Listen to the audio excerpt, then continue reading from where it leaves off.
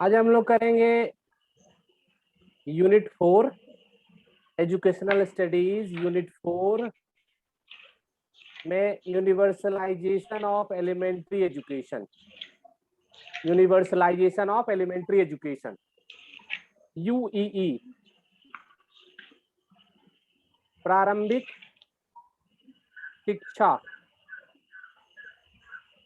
प्रारंभिक शिक्षा का सर्वव्यापीकरण। प्रारंभिक शिक्षा का सर्वव्यापीकरण, universalisation of elementary education. Introduction में क्या मतलब है इसका? यूनिवर्सलाइजेशन ऑफ सेकेंडरी एजुकेशन का मतलब भारतीय संविधान के अनुच्छेद 45 में कहा गया है कि राज्य 14 वर्ष की समाप्ति तक हर बच्चे को निःशुल्क एवं अनिवार्य शिक्षा दिलाने का प्रयास करेगा। अन्य शब्दों में हम सर्वव्यापी, निःशुल्क वो अनिवार्य प्रारंभिक शिक्षा के लिए वचनबद्ध हैं। मतलब कि 14 वर्ष तक, 14 ईयर्स तक हर एक बच्चे को एलिमेंट्री एजुकेशन दिया जाएगा। तो उसके लिए राज्य जो भारतीय संविधान के अनुच्छेद 45 में कहा गया है कि हम उसके लिए वचनबद्ध हैं। मतलब कास्ट, रिलीजन, इकोनॉमी, इस बेसिस पे हम बच्चों को अलग नहीं रख सकते। हर एक बच्चे को 14 वर्ष तक शिक्षा मुफ्त प्रदान की जाएगी। यह है यूनिवर्सलाइजेशन ऑफ एजुकेशन। प्रारंभिक शिक्षा का सर्वव्यापीकरण का अर्थ है, क्या अर्थ है प्रारंभिक शिक्षा का सर्वव्यापीकरण का? क्या अर्थ है कि 1 से 8 कक्षा में, 1 से 8 मतलब 6 से 14 वर्ष की आयु के सभी बच्चों की शिक्षा सुलभ कराना। शिक्षा के ये अवसर औपचारिक अथवा अनौपचारिक माध्यमों से प्रदान किए जाएंगे।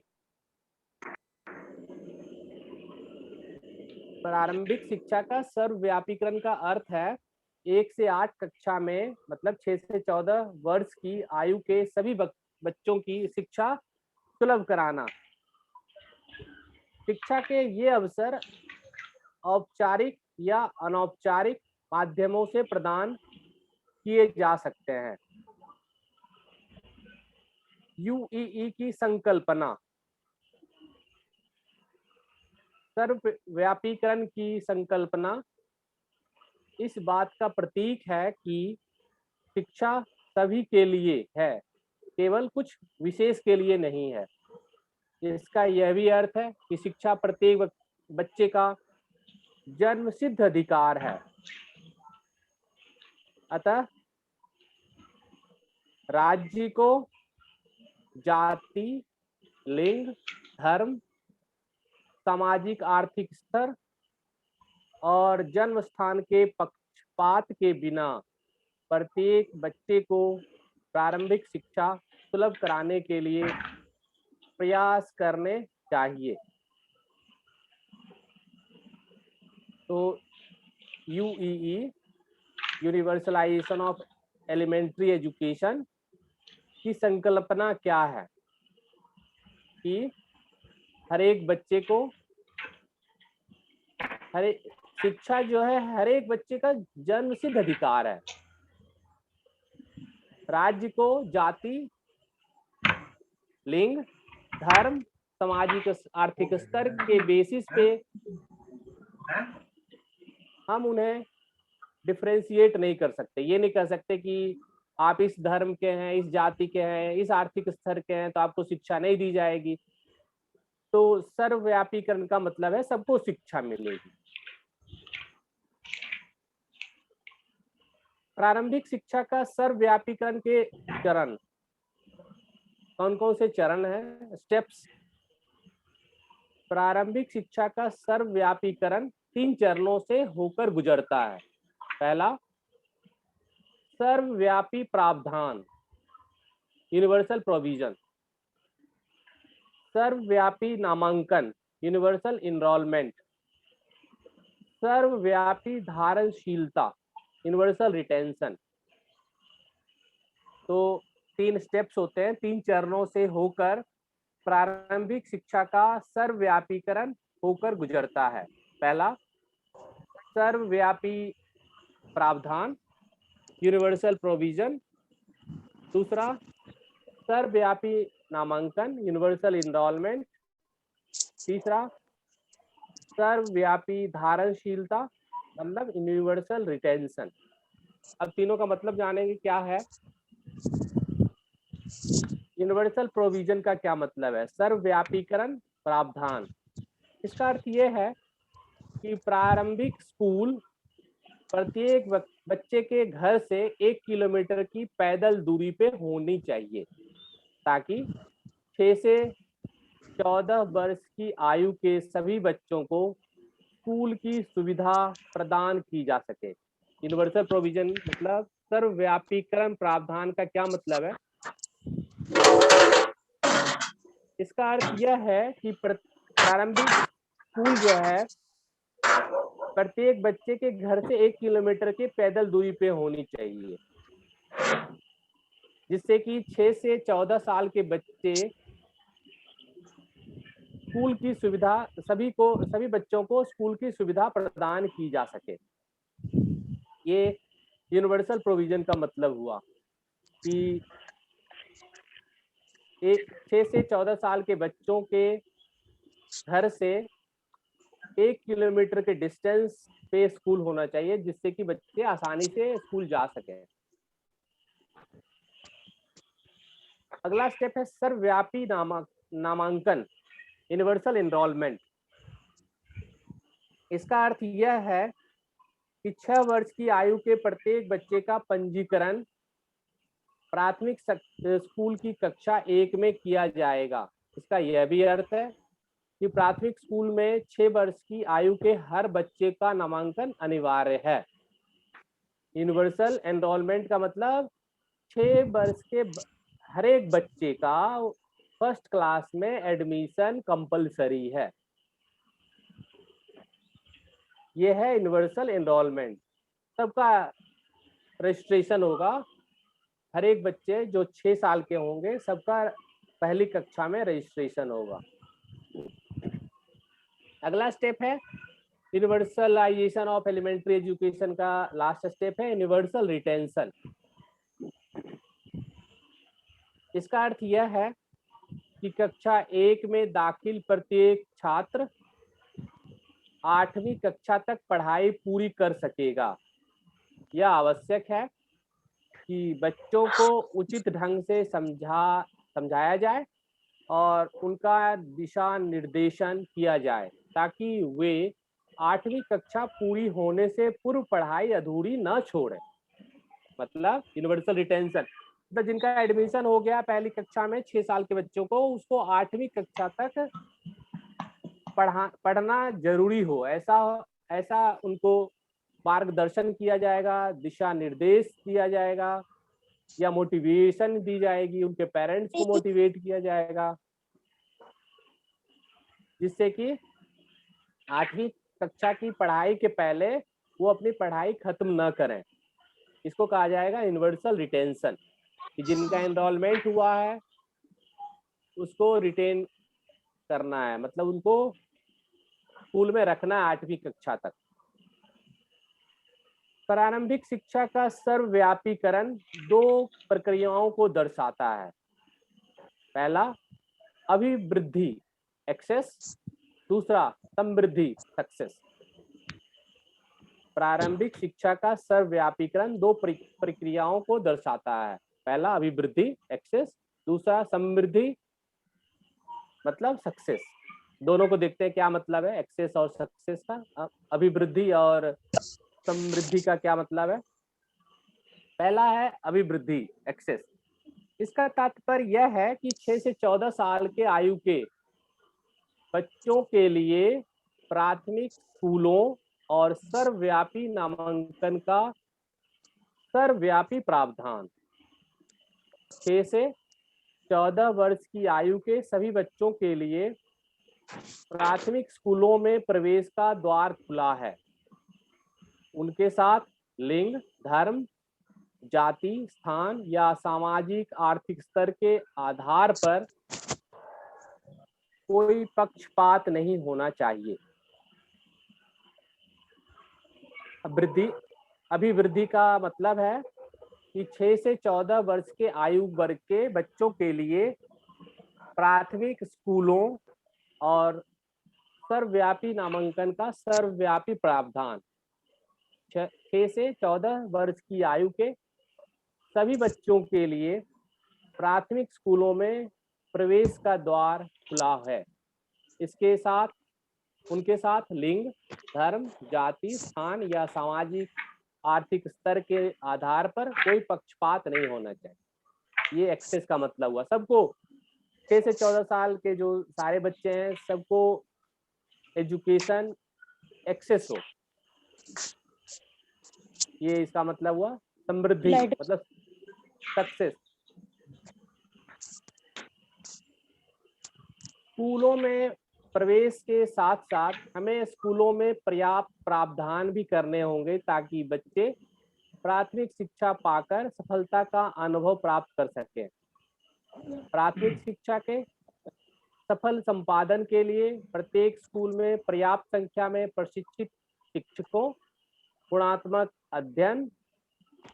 अध्यापन एवं अध्ययन सामग्री, सुविधाओं और साधनों, कक्षाओं आदि की आवश्यकता है।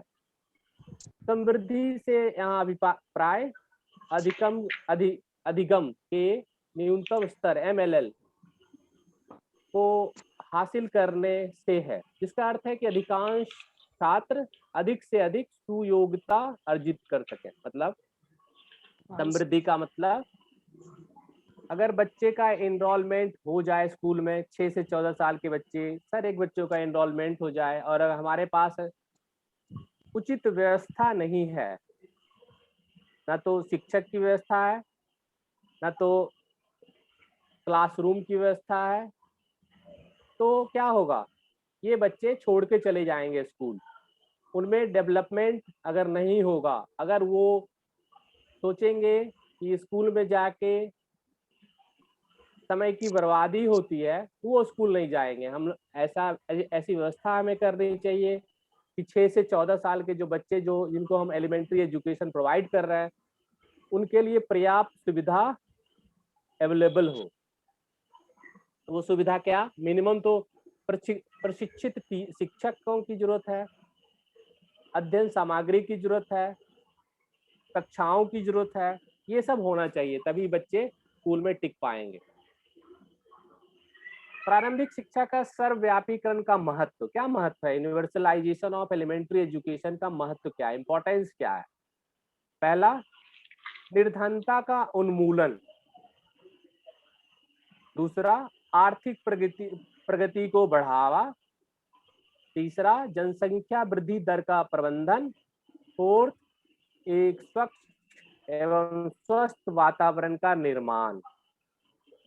प्रारंभिक शिक्षा का सर्वव्यापीकरण का महत्व क्या है? पहला, निर्धनता का उन्मूलन। दूसरा, आर्थिक प्रगति को बढ़ावा। तीसरा, जनसंख्या वृद्धि दर का प्रबंधन। चौथा, एक स्वच्छ और स्वस्थ वातावरण का निर्माण। मतलब अगर 6 से 14 साल के हर एक बच्चे को एजुकेशन प्रोवाइड की जाएगी तो वो बच्चे आगे चल के कुछ स्किल्ड वर्क कर सकते हैं, जिससे कि निर्धनता का उन्मूलन होगा, गरीबी हटेगी या गरीबी कम होगी। आर्थिक प्रगति को बढ़ावा, अगर बेसिक नॉलेज होगी बच्चों को तो उनकी आर्थिक प्रगति होगी। जनसंख्या वृद्धि दर पे प्रबंधन किया जाएगा। समाज में स्वस्थ और स्वच्छ वातावरण का निर्माण होगा। ये इसके प्रारंभिक शिक्षा के सर्वव्यापीकरण का महत्व है।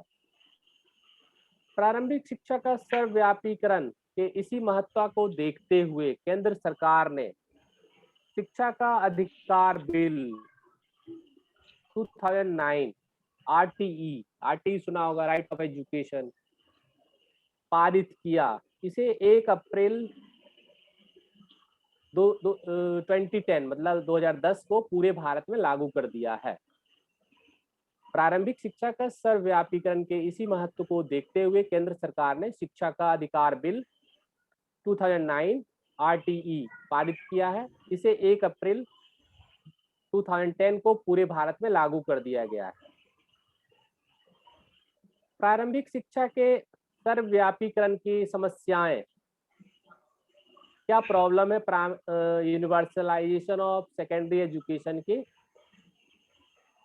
क्या प्रॉब्लम है, क्या समस्याएं हैं उनके यूनिवर्सलाइजेशन ऑफ एलिमेंट्री एजुकेशन का। पहला सामाजिक समस्याएं, दूसरा आर्थिक समस्याएं, तीसरा राजनीतिक समस्याएं, फोर्थ है शैक्षणिक समस्याएं, भौगोलिक समस्याएं, प्रशासनिक समस्याएं।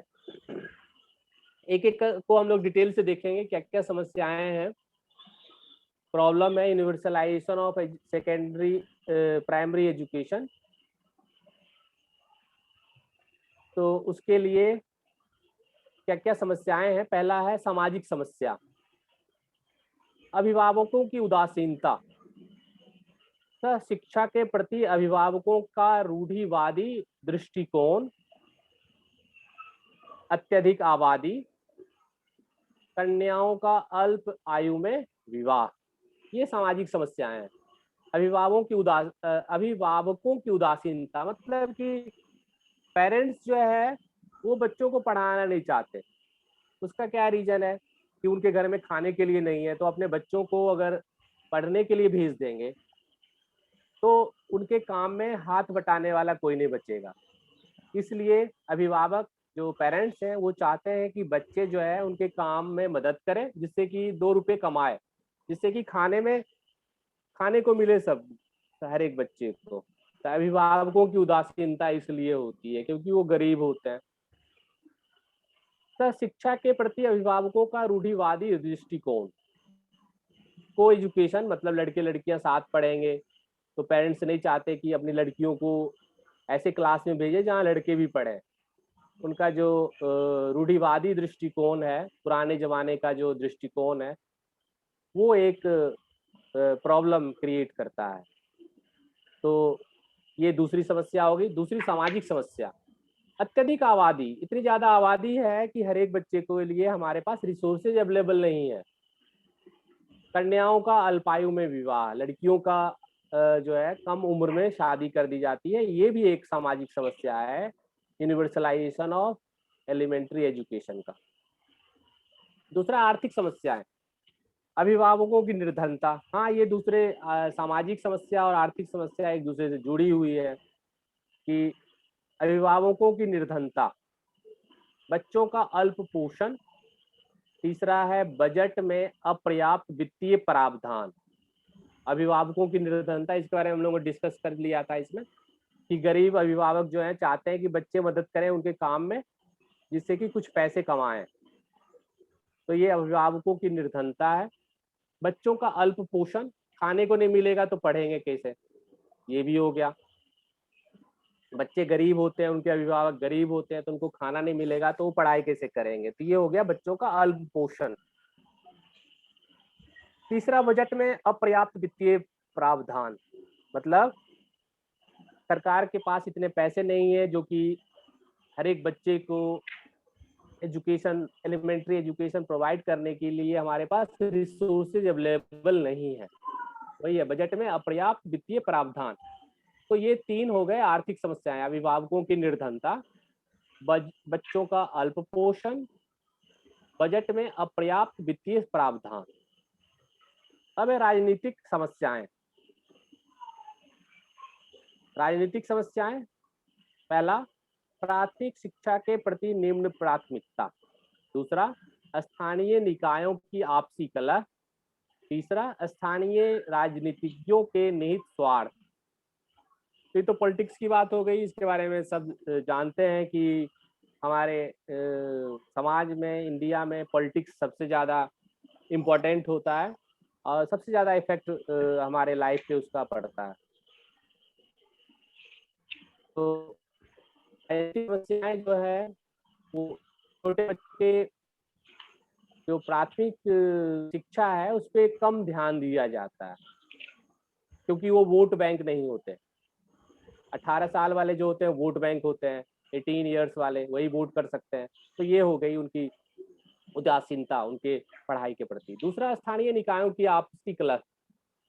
जो लोकल एडमिनिस्ट्रेशन होता है वो आपस में एक दूसरे से को पैर खींचने के वजह से, एक दूसरे को आपसी कलह की वजह से भी एजुकेशन अफेक्टेड होता है। स्थानीय राजनीतिज्ञों के निहित स्वार्थ, जो पॉलिटिशियन, लोकल पॉलिटिशियन होते हैं, क्योंकि जो एलिमेंट्री एजुकेशन होती है उसमें लोकल जो बॉडी होता है उसका सबसे ज़्यादा इफेक्ट होता है। तो स्थानीय राजनीतिज्ञों का अपना जो स्वार्थ होता है वो भी अफेक्ट करता है। ये हो गए राजनीतिक समस्याएं। शैक्षणिक समस्याएं। शैक्षणिक समस्याएं में पहला, अनुसूचित जाति, जनजाति और समाज की अन्य पिछड़ी जातियों का निम्न नामांकन। दूसरा, कन्याओं का निम्नतम नामांकन। तीसरा, अशक्त बच्चों का निम्न नामांकन। फोर्थ, गतिहीनता की उच्च दर। फिफ्थ, त्रुटिपूर्ण पाठ्यक्रम। नेक्स्ट, शिक्षण की गैर प्रेरक पद्धतियां। लास्ट, सुयोग्य शिक्षकों का अभाव। शैक्षणिक समस्याओं में जो शेड्यूल कास्ट होते हैं, schedule tribes, SC ST OBC, उनका जो अटेंडेंस होता है या रजिस्ट्रेशन होता है बहुत कम होता है। कन्याओं का निम्नतम नामांकन होता है, जो लड़कियां हैं उनको उनके पढ़ाई पे ज़्यादा ध्यान नहीं दिया जाता, उनका कम नामांकन होता है। जो हैंडीकैप्ड बच्चे हैं, अशक्त बच्चों का निम्न नामांकन, उनका भी नामांकन नहीं होता। गतिहीनता की उच्च दर। त्रुटिपूर्ण पाठ्यक्रम, जो हमारा जो सिलेबस है, करिकुलम है, वो त्रुटिपूर्ण है, उसमें डिफेक्ट है। शिक्षकों की गैर प्रेरक पद्धतियां, जो टीचर होते हैं वो मोटिवेशन, उनकी पढ़ाई में मोटिवेशन की कमी होती है। सुयोग्य शिक्षकों का अभाव, ये सबसे बड़ी समस्या है। शिक्षकों का, सुयोग्य शिक्षकों का अभाव होता है समाज। तो ये हो गई शैक्षणिक समस्याएं। भौगोलिक समस्याएं, ज्योग्राफिकल प्रॉब्लम्स। दुर्गम क्षेत्र, छोटे और छितरे हुए क्षेत्र, विशेषकर जनजातीय और पहाड़ी क्षेत्र। तो जो पहाड़ी क्षेत्र होता है, जो जंगल जहाँ होते हैं, वहाँ